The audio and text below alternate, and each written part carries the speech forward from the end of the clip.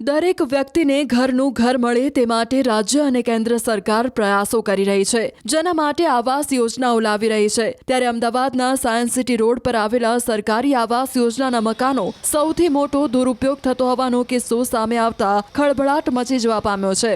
LIG-19 નામની સ્કીમમાં કોર્પોરેશનની team દ્વારા દરોડા પાડીને ધમધમતા પીજીનો પર્દાફાશ કર્યો છે। નવાઈની બાબત તો એ છે કે એક ખાનગી કંપનીની વેબસાઇટ પર મકાન માલિકે પીજી ચલાવવાની જાહેરાત આપી હતી। જો કે આ ઘટના અંગેની જાણ અમદાવાદ મહાનગરપાલિકાને થતા મનપાની વિજિલન્સ ટીમ તાબડતોબ એક્શનમાં આવી હતી અને દરોડા પાડીને બ્લોક નંબર 2 માં મકાન નંબર 305 અને બ્લોક નંબર 5 માં મકાન નંબર 105 માં ચાલતા પીજીનો પર્દાફાશ કર્યો હતો। પ્રધાનમંત્રી આવાસ યોજના અંતર્ગત જેમનું ઘર નથી તેમને ઘર મળે તે પ્રકારે વ્યવસ્થા ગોઠવવામાં આવી, પરંતુ હકીકત કંઈક અલગ સામે આવી છે। અમદાવાદના સાયન્સ સિટી વિસ્તારમાં છું અને અમદાવાદના સાયન્સ સિટી વિસ્તારની અંદર આપ જોઈ શકો છો કે ખાસ કરીને ટીમ દ્વારા ચેકિંગ કરવામાં આવ્યું છે। આ ટીમ અમદાવાદ મહાનગરપાલિકાની છે। અમદાવાદ મહાનગરપાલિકાની વિજિલન્સ ટીમ દ્વારા જે પ્રકારે સરપ્રાઇઝ ચેકિંગ કરવામાં આવ્યું તે દરમિયાન ખાસ કરીને તમામના આધાર કાર્ડ ચેક કરવામાં આવ્યા અને સામે આવ્યું કે આ આવાસ યોજના જે એવરેસ્ટ એન્ક્લેવના નામથી છે તે જે યોજના છે તે યોજના અંતર્ગત 2 મકાન એવા મળી આવ્યા કે જેમાં પીજી તરીકે તેનો વપરાશ થતો હોય। એટલું જ નહીં, 43 મકાનોનું ચેકિંગ કરવામાં આવ્યું અને તે દરમિયાન સામે આવ્યું કે કેટલાક મકાનો છે તેઓ બંધ હાલતમાં છે, તો કેટલાક મકાનો છે તેમનો વપરાશ સગા સંબંધી કરતા હોવાનું સામે આવ્યું છે, તો કેટલાક મકાન છે તેને ભાડે આપી દેવાનું પણ સામે આવ્યું છે। સૌથી મહત્વની વાત છે કે 35 જેટલા મકાન છે તે બંધ હાલતમાં છે ને એ સાથે 336 જેટલા મકાનોનું ચેકિંગ હાલ ચાલી રહ્યું છે। અમદાવાદ મહાનગરપાલિકાની ટીમ દ્વારા આ પ્રકારે જે સરપ્રાઇઝ ચેકિંગ કરવામાં આવ્યું છે તેમાં અલગ અલગ વિસ્તારની અંદર જ્યાં પ્રધાનમંત્રી આવાસ યોજના અંતર્ગત ખાસ કરીને મકાનની ફાળવણી થઈ છે ત્યાં આગામી સમયમાં પણ ચેકિંગ થઈ શકે છે, પરંતુ હાલ આપ જોઈ રહ્યા છો કે દરેકના આધાર કાર્ડ જે વ્યક્તિના નામે મકાન ફાળવાયું છે તે મકાન માલિક મકાનમાં રહે છે કે કેમ તે પ્રકારની ચકાસણી થઈ રહી છે। મારું નામ પટેલ હાર્દિક કુમાર અશોકભાઈ છે। છેલ્લા 18 મહિનાથી એએમસીએ આ મકાનના પોઝિશન આપેલા છે। આની અંદર કમસે કમ અત્યારે 140 થી 150 માણસ રહે છે અને 240 જેટલાના પોઝિશન થઈ ગયેલા છે। અહીંયા બ્લોક 2માં 305 નંબર અને બ્લોક 5માં 105 નંબર બંને મકાન ઉપર એરબીએનબી સાઇડ ઉપર રોજના 5400થી લઈને 6200 રૂપિયા રેન્ટ પીજીનું વસૂલ કરવામાં આવતું હતું અને એમાં ટોટલ ફેસિલિટી આપતી હતા અને એના કારણે સોસાયટીમાં અનેકવાર લેખિત રજૂઆત આવેલી હતી અમારા ત્યાં ધ્યાન દોરા અને એના હિસાબે કોર્પોરેશને આ સરાહનીય કામ કરેલું છે। જે પ્રકારે કોર્પોરેશનના અત્યારે હાલની અંદર દરેક મકાન ચેક કરે છે એ તમારી સામે જ છે। બિલકુલ, કેટલા મકાનો જે છે કે જે હજુ પણ તમારે ધ્યાને આવેલું હોય કે લોકોએ ભાડે આપી દીધા હોય, જેને ફાળવેલા હોય તેને? એ મકાન ભાડે આપેલા છે, ફાળવેલા છે, એ બધું લિસ્ટ કોર્પોરેશન પોતાની જોડે રાખે છે। એ ડાટા અત્યારે એમની જોડે છે। તમારી સામે કોઈ આવી ફરિયાદ આવી છે કે ક્યાં?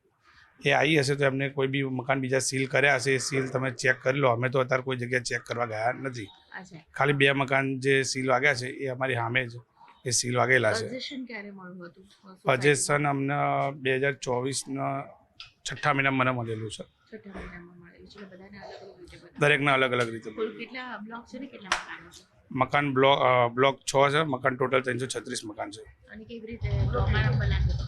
આ એક કોર્પોરેશનનું એક ઇઝી ફોર્મ હોય છે, ઓનલાઈન અને ઓફલાઈન એ ફોર્મ ભર્યું હોય છે અને એની ક્રાઇટેરિયા હોય છે। ક્રાઇટેરિયામાં તમે એલિજિબિલિટી હોય અને ભારતમાં કોઈ જગ્યાએ મકાન ના હોય એ લોકોના મકાન લાગેલું હોય છે અને એનો ફૂલ દુરુપયોગ થઈ રહ્યો છે। મકાનમાં જે પીજી ચાલતું હતું એ માહિતી મળી હતી, એના આધારે અમે એએમસીમાં જાણ કરીને તપાસ કરતા એવી માહિતી મળી કે ભાઈ પીજી ચાલતું હતું એ મહદ અંશે વ્યાજબી નથી અને એ દૂર થવું જોઈએ। એ જે કામગીરી કરી એએમસી દ્વારા એ સરાહનીય છે। ન્યુસન્સ એના લીધે ઘણું બધું આજુબાજુના રહીશોને ઘણી તકલીફ પડી રહી હતી, જેના લીધે પીજીમાં તમે જાણતા જ હોય પીજી ચાલતું હોય તો કેવી તકલીફ પડી હતી। એ જે કામગીરી કરી છે એએમસીના અધિકારીઓ દ્વારા એ સરસ અને સરાહનીય કામગીરી છે, એવી દરેક જગ્યાએ થવી જોઈએ અને જે એકચ્યુઅલ લાભાર્થી છે એને લાભ મળે, બરાબર છે, જેથી કરીને કોઈ આવા ન્યુસન્સ ના રહે। અહીંયા કંઈ બીજા કોઈ ભાડુઆત કે ભાડે જે આપતા હોય મકાનો એ લોકો ચેતે, એ જે એ પ્રમાણેની કામગીરી કરેલી છે. એ સરસ અને સારી કામગીરી છે. પીજી ચાલતું હતું એવી જાણકારી મળી અમને અને પછી વાયા ખબર પડી ઓનલાઈનથી અને પછી કાલે વિજિલન્સની ટીમે દરોડા પાડ્યા છે અને બધું પકડાયું છે. કેટલા સમયથી આ પીજી ચાલતું હતું? અમે તો ઓનલાઈન જોયું તેમાં 7-8 મહિનાથી ચાલતું હતું. એ બતાવ્યા હતા રિવ્યૂ બધા, એમાં એવું રિવ્યૂ કરેલા હતા બધાએ, એમાં એવું લખેલું હતું, એમાં ખબર પડી અમને. મકાન માલિક કોણ છે? મકાન માલિક પોતે સંજય કરીને એક ભાઈ છે, એ પોતે આ રીતના 2 જગ્યાએ ચલાવે છે કે અહીંયા બી પોતે પરચેસ કર્યું છે અને અહીંયા એને પોતાનું લાગેલું છે. એક જ માલિકના 2 મકાન છે? હા, એક જ માળના 2 મકાન ન થઈ શકે અને પોતે બીજું અંદર પરચેસ કરીને અને ચલાવતો હતો એવું છે. અગવડ તો હવે રોજ આવી રીતે પબ્લિકો આવે તો અમારા નાના છોકરાઓ છે ને આવી રીતે રોજ ચાલતું હોય તમારા છોકરા પર શું સંસ્કાર પડશે? એટલે આવી રીતે હવે અમે ભાડેથી રહેતા હતા તો અમે અહીં આયા મકાન મળ્યું એટલે હવે અહીં મકાન મળ્યું ને આવામાં રહીએ તો પછી અમારા છોકરાનું ભવિષ્ય તો ખતરામાં જ થઈ ગયું ને. કેવી રીતે રહેવાનું અહીંયા? ન્યુસન્સ કોઈ ક્રિએટ થાય છે? ન્યુઝન અહીં થોડાક ભાડવા જ છે એ એવી રીતે છે, એ લોકો બબલવાળા જ છે, આપણે કંઈ કહેવાય છે એટલે ચોંટવા આવે છે. એવી રીતના ભાડવા થોડાક છે કોક જે ભાડે રહે છે એ લોકો મેન્ટેનન્સ આપતા જ નથી રેગ્યુલર. એના કારણે અમારે મેન્ટેનન્સ જે પોતાનું મકાન છે એ લોકોને મેન્ટેનન્સ ભોગવવું પડે છે. એના કારણે અમારો ઘરનો ખર્ચ અમે એ કરી નહીં શકતા. તો બીજી તરફ એક સ્થાનિકે અમદાવાદ મનપાની વિજિલન્સ ટીમની કામગીરી સામે પણ સવાલ ઊભા કર્યા હતા. સ્થાનિક મહિલાએ દાવો કરતા જણાવ્યું કે મકાન પોતાના ભાભીના નામે છે અને તેઓ જ્યારે તેમના સંતાનોને લેવા માટે સ્કૂલે ગયા હતા ત્યારે મનપાની ટીમે ઘર પર તાળું જોઈને સીલ કરી દેતા હેરાનગતિ ભોગવવાનો વારો આવ્યો છે. ત્યારે હવે સમગ્ર મામલે જોવું રહ્યું કે હકીકત શું છે અને મહાનગરપાલિકા દ્વારા શું કાર્યવાહી કરવામાં આવે છે. કોઈએ ફરિયાદ કરી હશે કે ભાઈ આવી રીતે 5મા માળે કોઈ રેન્ટ ઉપર આપેલું છે તો આવીને કાલે આવ્યા હતા ત્યારે મારા ભાઈ ભાભીને બધા અહીંયા જ હતા અને આજે આવીને એ છોકરાઓને લેવા મૂકવા ગયા તો આજે સીલ મારી દીધું અને તાત્કાલિક મને ફોન આવ્યો કે ભાઈ આવી રીતના સીલ મારી દીધું છે તો તું જા, કેમ કે મારો ભાઈ ટ્રાવેલિંગનું કરે છે એટલે એ હોતો નથી ઘરે, ભાભી મારા હોય છે તો એ છોકરાઓને લેવા મૂકવા તો જાય કે ના જાય? તો આવી રીતે એક તો માંડ તો ઘર લાગ્યું હોય એમાં પાછું આવી રીતે સીલ મારી દે એટલે અમારે પાછું એ દોડવાનું.